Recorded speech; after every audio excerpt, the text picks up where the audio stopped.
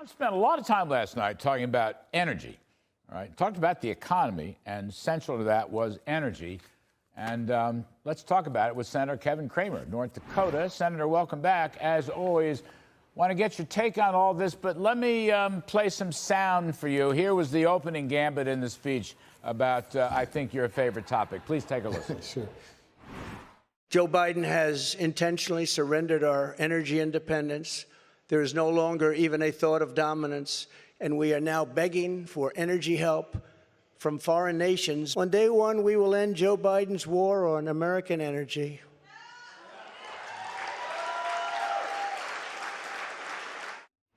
All right, and let me just add one other thing he said. I'm going to quote directly.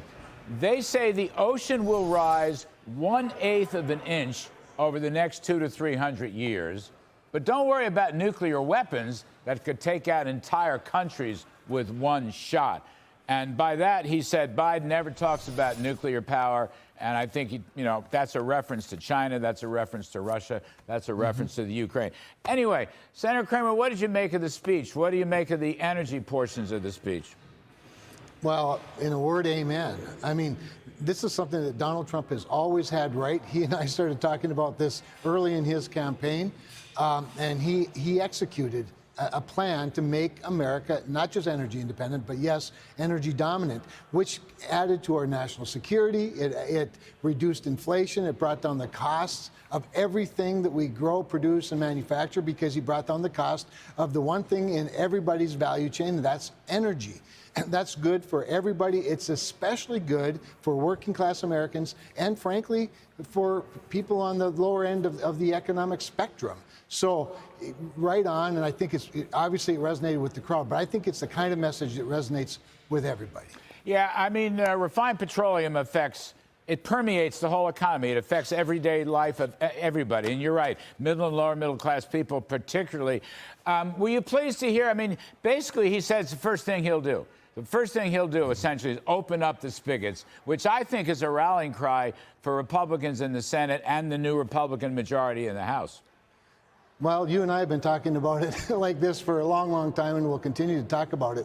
But if he does that, if he becomes president, he does what he said he'll do on the first day with regard to energy, he will have done more to improve the economy of the United States on his first day in office than Joe Biden could ever do, particularly with the methods that he tries to use. So no question that it's a rallying cry. But it is a rallying cry, Larry, that a lot of Republicans have heard. As you know, he's not the only person saying it anymore.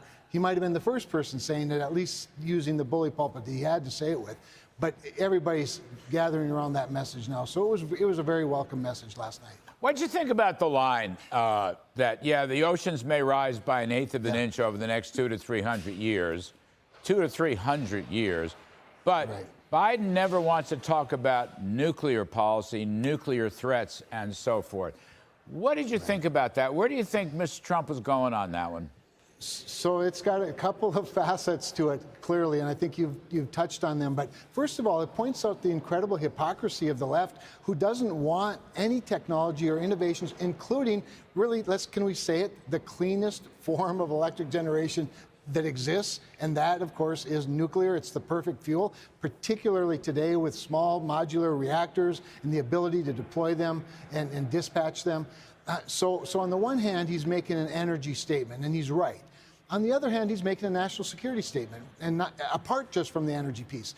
I've often been concerned that our acquiescence of energy or of nuclear and even the fuel uranium, acquiescing that excellence to overseas adversaries is one of the greatest mistakes that we've made in recent history. And in doing so, we've literally limited the resources, including the intellectual resources, to build nuclear weapons. And here we find ourselves on the brink of, hopefully not, but the possibility certainly of a World War III, beginning in Europe. You've got a very aggressive China, 100 kilometers from the island of Taiwan. Obviously, a lot of American interests there. So I think President Trump very cleverly made a national security and energy security and, frankly, a climate case in just a couple of sentences. I'm just thinking this through. with all the Russian saber rattling about nuclear weapons, Right. for example, but also they never talk. The Green New Deal doesn't ever seem to include nuclear, which you're inferring yourself a moment ago. And I think Trump was kind of getting at that, you know, we should look at solar, we should look at wind, we should reopen oil and gas spigots, but how about nuclear? And then the last point is missile defense. I think Mr. Trump was also saying, I'm going to rebuild and reignite our missile defense system because you got these crazy people like Putin around the world running around making threats. I mean, I think that's also, missile defense is a big part of this. Well, it is a big part of it, but we need to be, we also need to have a good deterrent, and a deterrent is built by our ability to be on offense. So we need to do all of the above on the missile front as well, and on the weapons front as well. We need to have space weapons, we need to have air weapons, you know, sea weapons. We need a military arsenal that prevents war. But in the case that we would be under attack, we also need to be able to defend our own shores. So again, all of this stuff has a national security component to it, obviously, as well as an energy component. But perhaps as importantly as anything, it also has a economic security component to it. And if we get into a squabble with China, they are every bit as likely to use economic tools and weapons as they are any other type of weapon of war. So this is something that Donald Trump intuitively understood. He ran for president, became president, he engaged on these issues, and as a consequence, you're going to see, I think, you're going to see other Republicans get into the presidential sweepstakes. I hope what they do. I hope we see them, a bunch of them on the stage for multiple very entertaining debates again, because as you know, as is said, iron sharpens iron. Yeah. But Donald Trump has set he has set the foundation for the discussion with Republicans, and I look forward to a lot of people getting engaged. Free market competition, I love it. Last 30 seconds, Senator Kramer, do we believe Biden, do we believe Schumer that there'll be some kind of Joe Manchin permitting bill in this lame duck session? What do you think?